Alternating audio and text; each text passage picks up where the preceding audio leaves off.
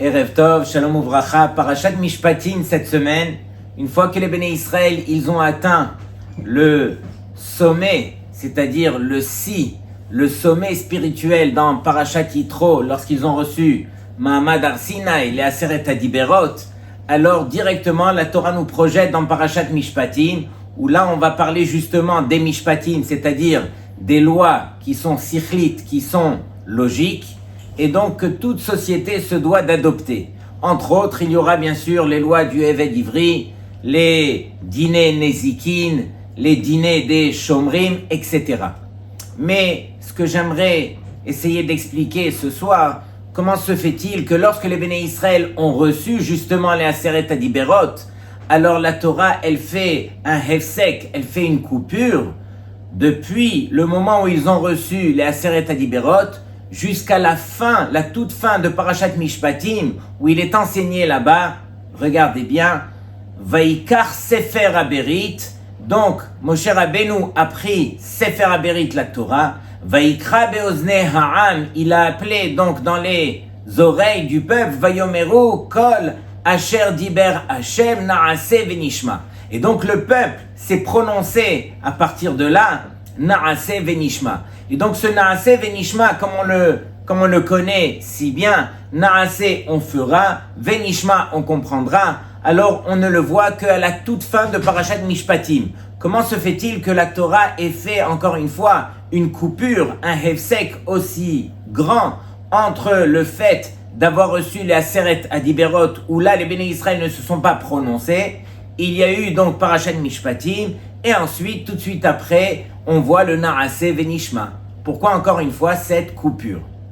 Et donc, comme vous le savez, Rabotai, alors ce Naase Venishma, la Gemara nous l'enseigne de toutes les couleurs, puisque la Gemara nous dit comme ça dans Masechet Shabbat, Amar Rabbi Elazar, Besha'a she'ekdimu Israël Naase lenishma, au moment où les Béné Israël, ils ont devancé le Naase du Nishma, Yatzta Batkol, une voix céleste est sortie, Ve'amra lahen, et leur a dit, Migila le banai raz ze, qui c'est qui a dévoilé à mes enfants ce secret, Shemal ache asharet mishtam shinbo, que c'est uniquement les anges qui utilisent ce genre de secret, de dire d'abord Naase et ensuite Nishma, c'est-à-dire que les anges, comme on le sait, ils n'ont qu'une seule mission sur terre, qui est de faire Retzon Hashem. Un ange lui-même, c'est la volonté d'Hachem. Et donc pour lui, avant même de réfléchir directement qu'est-ce qu'il va faire, Naase, je fais la volonté d'Hachem, c'est la raison pour laquelle j'ai été créé. Et on voit que les Béné Israël sont arrivés à ce niveau des anges, de dire Naase avant le Nishma. Qui c'est qui a dévoilé une chose pareille? La Gemara nous dit, c'est uniquement les anges qui disaient une chose pareille. Barechu Hashem al Achav, Gibore Koach Ose Devaro. Donc c'est marqué d'abord, Gibore Koach, ceux qui sont forts, c'est-à-dire les anges, c'est marqué Ose Devaro. Ils font la parole d'Hachem, Lishmoa Bekol Devaro, et ensuite c'est marqué, ils vont écouter la parole d'Hachem. Et donc la Gemara nous dit Beresha, au début c'est marqué Ose, Vehadar, et ensuite c'est marqué Lishmoa, et donc ensuite on voit qu'ils vont comprendre. Ça c'est les anges. Et donc nous les Béné Israël, on est arrivé à ce niveau de pouvoir dévoiler un secret pareil qui jusque-là n'appartenait qu'aux anges. Et donc ce secret, on va essayer de comprendre pourquoi est-ce que justement il a été attribué aux Béné Israël après les Mishpatim. Et donc, Rabotai, vous savez que la paracha commence par le mot « Ele ». Et Rashi ramène le Midrash de dire que partout où il est enseigné dans le Mikra, le mot « Ele », c'est « Posel et Arishonim », c'est-à-dire ça vient repousser les premiers enseignements. Et lorsqu'il est marqué « Ve'ele » avec le « Vav », c'est « Mosif al Arishonim », ça veut dire ça vient rajouter sur ce qui a été enseigné auparavant. Et ici, de quoi est-ce qu'il s'agit? De même que les Aseret Adiberot ont été enseignés au Har Sinai, de même les Mishpatim. Les Mishpatim, eux aussi, ils ont été enseignés au Har Sinai. Et on pose la question, on dit, mais quel est le chidouche ici? Pourquoi tu as dû choisir les Mishpatim pour me dire que les Mishpatim, ils ont été eux aussi enseignés au Har Sinaï. Toute la Torah, elle a été enseignée au Har Sinaï. Pourquoi est-ce que tu vas pointer du doigt, les Mishpatim plus que d'autres halachot? Sur cela, on répond, du fait que les Mishpatim, comme on a dit, c'est des lois qui sont sichliot, qui sont logiques et qui doivent appartenir à toutes les sociétés, que ce soit les Juifs comme les Goïm, puisque pour vivre dans une société, on se doit d'avoir des lois qui permettent à la société d'être régie de façon normale. Et donc ici, on aurait dit que du fait qu'on aurait pu les déduire de manière logique, alors ce sont des choses que même les hommes peuvent inventer. Pendant que non, la Torah, elle vient te pointer du doigt que même ces lois logiques, on les a reçues au Har Sinaï, et heureusement qu'on les a reçues au Har Sinaï.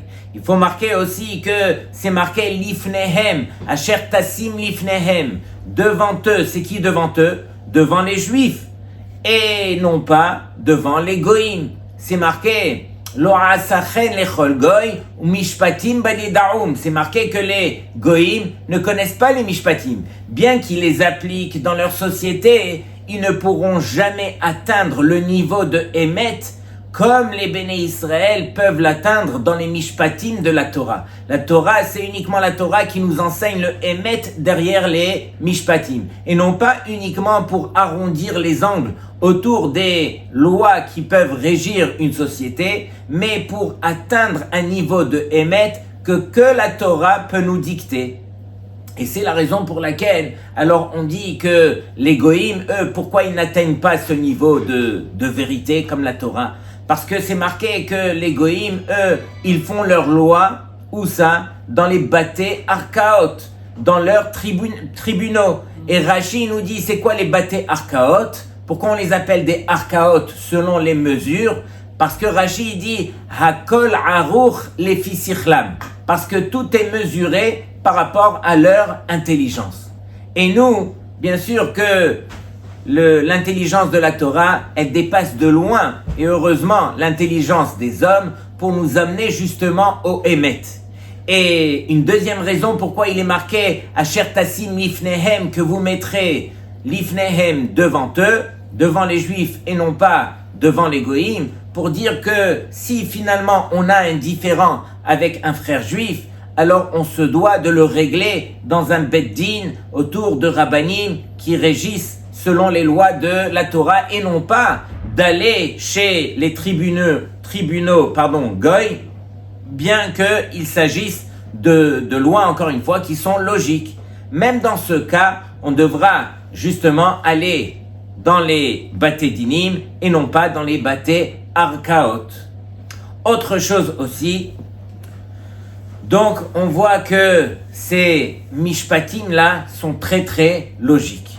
Revenons un petit peu au Aseret Adiberot, vous allez voir quelque chose, un secret incroyable qui est caché derrière. C'est marqué que dans les tables de la loi, Akadosh Baruch Hu, il a voulu justement agencer les deux côtés de la table de la même façon. Et je m'explique, c'est-à-dire que du côté droit, il y avait toutes les lois qui étaient Ben Adam, la Makom. Et du côté gauche, c'était toutes les lois qui étaient Ben Adam, la Havero. Si vous comptez le nombre de lettres, vous allez voir que à droite, Ben Adam, la Makom, il y a 533 lettres. Du côté gauche, Ben Adam, la Havero, il y a que 87 lettres. Mais encore une fois, le tableau était utilisé de façon pareille. Il y avait une parité, c'était égal au niveau de tout ce qu'on pouvait retrouver. Mais comment faire pour mettre d'un côté 533 et de l'autre côté que 87? Sur cela, d'abord entre parenthèses, 533 plus 87 égale 620. 620 c'est quoi? C'est les 613 mitzvot plus les 7 midei Rabbanan. Et donc, on voit que Akadosh Baruch Hu, qu'est-ce qu'il a fait? Il a quelque part serré les 533 lettres pour qu'elles puissent rentrer sur le côté droit. Et qu'est-ce qu'il a fait surtout? Il a agrandi les 87 lettres du côté de Ben Adam, la Havero, pour qu'elles puissent prendre toute la place du côté gauche. Et pourquoi Hachem a fait cela? Parce que, Rabotai, regardez bien, tout notre rêve, toute notre ambition la plus grande est de pouvoir servir Hachem et de réussir dans sa avodat Hachem. Mais Akadosh Baruch Hu, il vient nous dire en toutes lettres que celui qui veut se rapprocher de moi, il est obligé avant tout de se rapprocher de son prochain, de son ami. C'est une des raisons pour lesquelles, alors je me suis forcé de retrécir quelque part le récit dans Ben Adam Lahavero pour agrandir les lettres, pour te permettre de comprendre, toi Ben Israël, combien la place de ton prochain, elle est combien importante. Et donc c'est la raison pour laquelle ici Akadosh Baruch Hu a agrandi les lettres justement du côté de Ben Adam Lahavero pour que ça puisse prendre toute la place. Rabotai, il y a combien d'exemples qu'on pourrait donner justement sur le Ben Adam Lahavero, mais je choisis de vous parler d'un des Gdolim de la génération précédente, nul autre que Rabbi Shlomo Zalman Auerbach Zatzal, qui était lui-même un des Gdolim de la génération, et il était rempli de Torah, mais surtout rempli de Midot Tovot. Vous savez que quand il est niftar, c'était la première fois qu'on remarquait en Israël, lors de l'enterrement, il y avait un échantillon d'Israéliens de toutes sortes, c'est-à-dire depuis le parti Meretz, les anti-religieux, jusqu'au Neturei Karta, tout le monde représentait le peuple à sa Levaya, tellement qu'il avait fait Roshem, ça veut dire qu'il avait touché sa génération grâce à son sourire et à ses bonnes midot. Tout le monde le connaissait, Rabbi Shlomo Zalman Auerbach. Et Rabotai, alors vous savez que dans une maison, on peut trouver des gens qui de l'extérieur ont l'air tellement gentils, tellement calmes. Mais quand est-ce qu'on peut mesurer quelle est la grandeur d'une personne? C'est justement à l'intérieur de la maison. Lorsqu'on est à l'intérieur de la maison, alors il n'y a qu'avec son conjoint ou avec ses enfants, etc., qu'on pourra justifier ou témoigner si vraiment on a un niveau de midot comme on le montre de l'extérieur, ou bien non. À l'intérieur, en général, on a tendance à quelque part à se lâcher, et donc ça ne reflète pas réellement qui on est ou qui on veut être, mais qui on est vraiment, c'est celui qui est représenté à la maison. Et donc, ce gadol en question, il avait une dimension de Shlom Bayit qui dépasse l'entendement. Chose qu'on n'entend pas tous les jours. Et il y a une histoire qui circule et qui est écrite dans tous les livres de Shlom Bayit, mais j'aimerais vous la raconter uniquement pour la deuxième partie, qui elle est très peu connue du public, que j'aimerais vous dévoiler ce soir. Rabbi Shlomo Zalman Auerbach, il a perdu son épouse 3 ans avant son propre décès. Et ses élèves les plus proches, ils ont eu tellement peur lors de la Levaya. Tout le monde était venu faire kavod au gadol. Tout le monde était venu donc pour la Levaya de son épouse, la rabbinite. Mais à ce moment-là, les élèves, ils ont dit, on sait ce qu'on va faire. Rabbi Shlomo avait déjà dépassé les 80 ans. On va faire une bague autour de lui, c'est-à-dire on va se tenir par les mains et on va faire un cercle autour de lui pour ne pas qu'il y ait des gens qui viennent pour le bousculer. Donc on va le protéger. Et donc c'est ce qu'ils ont fait, ils l'ont mis au milieu, ils l'ont avancé, ils voulaient arriver vers le cimetière. Et voici que Rabbi Shlomo Zalman, il leur dit, amenez-moi d'abord vers le corps de mon épouse. Et donc ils l'ont amené, et voici qu'il s'adresse à son épouse, le moment de vérité, juste avant que on vienne pour enterrer la rabbinite. Et à ce moment-là, il lui dit, chérie, tu sais très bien que je ne t'ai jamais fait quoi que ce soit de mal dans toute ma vie. 54 ans de mariage, il témoigne une chose pareille devant tout le monde. Il n'a jamais fait quoi que ce soit de mal à sa femme, et donc il n'est pas tenu de lui demander ni slicha ni mechila. Mais il lui dit, mais le minhag est de demander mechila, c'est la raison pour laquelle il lui a demandé mechila. Mais Rabotai, il était arrivé à cette dimension de pouvoir témoigner à un moment aussi sérieux, aussi poignant, qu'il n'avait jamais fait quoi que ce soit de mal à son épouse, et donc ils ont été et ils l'ont enterré. Entre parenthèses, vous savez très bien que c'est uniquement le corps qu'on va enterrer, mais la personne elle-même ne meurt pas. On sait que le corps c'est quoi? C'est l'enveloppe. Le corps c'est quelque part celui qui couvre la personne. Mais la personne c'est la neshama. La neshama ne meurt jamais et avant d'être enterrée, la neshama elle plane au-dessus du corps et c'est à elle qu'on s'adresse lorsque on vient pour parler avant l'enterrement. Et donc, ils ont enterré la femme et sur le chemin du retour, un de ses élèves justement qui faisait la bague, il lui a dit que Kvod Harav, c'est moi qui vous ramène à la maison. Il l'a ramené en voiture à la maison et pendant la route, il lui dit que Kvod Harav, vous savez que je suis un de vos élèves et je suis désolé, mais c'est plus fort que moi, je me dois de vous poser la question. Je sais que c'est un moment qui est des plus sensibles, mais Torah hi velilmod ani tzarich, j'ai besoin de comprendre la Torah. Est-ce que entre vous et votre épouse, il n'y a jamais eu de différend? Vous avez toujours été d'accord? Comment est-ce que vous avez pu témoigner une chose pareille que vous n'aviez pas à lui demander Mechila pour quoi que ce soit? C'est pas possible. Vous vous êtes jamais disputé. Et donc le Rav, il sourit et il lui dit, je vais te dire la vérité, il y a eu ô combien de différends entre nous. Combien de fois j'ai voulu, bien sûr, lui faire un reproche et combien de fois je lui ai fait des reproches. Mais je me suis obligé, depuis le premier jour de mon mariage, de ne faire un reproche que comme ce que la Torah nous ordonne de faire un reproche. C'est-à-dire que j'attendais d'abord le moment opportun pour lui faire le reproche. Et avant de lui faire le reproche, alors je m'étais obligé d'abord de construire ma relation au niveau justement de faire des compliments. Si j'étais à même de pouvoir lui faire un compliment à ce moment-là, alors là j'aurais pu lui faire un reproche. Et comment je procédais? D'abord, je réfléchissais, je lui faisais un compliment, et une fois que j'avais vraiment mis le paquet sur le compliment, là je lui glissais le reproche, et ensuite je terminais encore une fois par un autre compliment. C'était uniquement de la sorte qu'on a vécu ensemble pendant 54 ans. Et Rabotai, si on veut imager un petit peu le portrait, à quoi cela ressemble? Il y avait une fois une femme qui, elle se faisait rabaisser par son mari. Son mari adorait la charrier.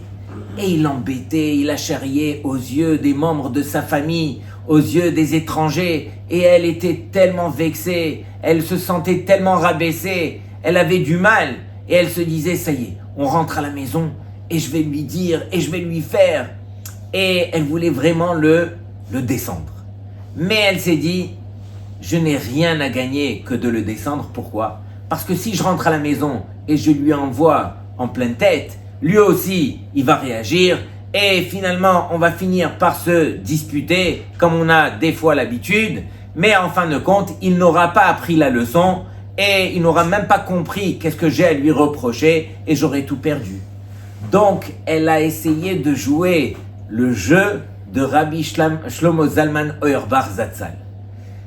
Elle est rentrée à la maison et elle s'est obligée d'abord de fermer sa bouche et de ne rien dire. Quand on rentre à la maison, c'est pas le moment de commencer à sortir les dossiers. Elle a attendu que son mari se pose, qu'il ait mis quelque chose dans la bouche. Il s'est installé sur le canapé, il a pris son journal et il a commencé à lire le journal. Et elle, depuis la cuisine, elle lui envoie comme ça, « Chérie, je te dois des remerciements depuis hier matin. » Et lui, il est plongé dans son journal, il lève les yeux et il dit, « Oh, ça a l'air d'être intéressant. Elle me doit des remerciements. » Elle lui dit, « Oui, tu sais que avant-hier soir, j'étais épuisé. J'étais vraiment fatigué et donc j'ai été me coucher sans faire la vaisselle. Le lendemain matin, quand je me suis levé, j'ai vu que tu avais fait toute la vaisselle. Et la vérité, bravo. » Et entre nous, il n'y avait que 2 assiettes dans l'évier, mais pour lui faire plaisir, elle lui a dit, « J'ai vu que tu as fait toute la vaisselle. » Et le mari, il entend ça et elle lui dit, « Je sais que tu as un cœur qui est en or. » Et une femme qui est Chachama, qui est très intelligente, elle rajoutera les mots suivants. Je sais que tu as un cœur Zahav, un cœur en or, et que tu l'as hérité de ta maman. Quand on dit une chose pareille, alors c'est sûr que on a vraiment marqué les bons points. Et à partir de là, alors le mari, ça y est, il est en train de planer sur son nuage. Et là, la femme, elle lui dit, non mais je vais te dire aussi la vérité. On était chez mon frère hier et tu m'as rabaissé et tu as dit comme ça et tu m'as fait honte et je me suis senti tellement vexé. Et donc lui, il entend ça, il sait plus où se mettre. Et il lui dit, non chérie, ne t'en fais pas, c'est la dernière fois, je m'excuse et tout. Et enfin, elle termine en lui disant, mais tu sais chérie, je souhaite à toutes les femmes d'avoir un mari aussi bon que toi. Et donc elle termine encore une fois par des compliments. Rabotai, c'est une histoire, mais c'est une réalité. Quelqu'un qui veut apprendre à se rapprocher de son prochain, c'est ça Parashat Mishpatim. Pourquoi est-ce que la Torah, elle a attendu de témoigner le Naaseh Venishma à la toute fin de Mishpatim et que les Béné Israël ne se sont pas prononcés une fois qu'ils ont reçu directement les Aseret Adiberot? Parce que la Torah, elle vient nous dire, mais non, mais les Mishpatim, c'était le plus important. C'est quoi les Mishpatim? Ce sont encore une fois les mitzvot qui ont attrait Ben Adam la Havero. Rapproche-toi de ton prochain si tu veux apprendre à te rapprocher d'Hachem. C'est ça le message de la Torah. C'est une des raisons pour lesquelles Akadosh Baruch Hu, il a écrit en grand le Ben Adam la Havero qui est sur les Aseret Adiberot pour nous rappeler que le prochain, il a toute sa place. Si tu lui accordes le kavod, alors enfin tu pourras te rapprocher d'Hachem. Combien on se doit de travailler les mishpatim avant de pouvoir toucher à tout ce qui est ben Adam, la makom. Shabbat shalom lekulchem.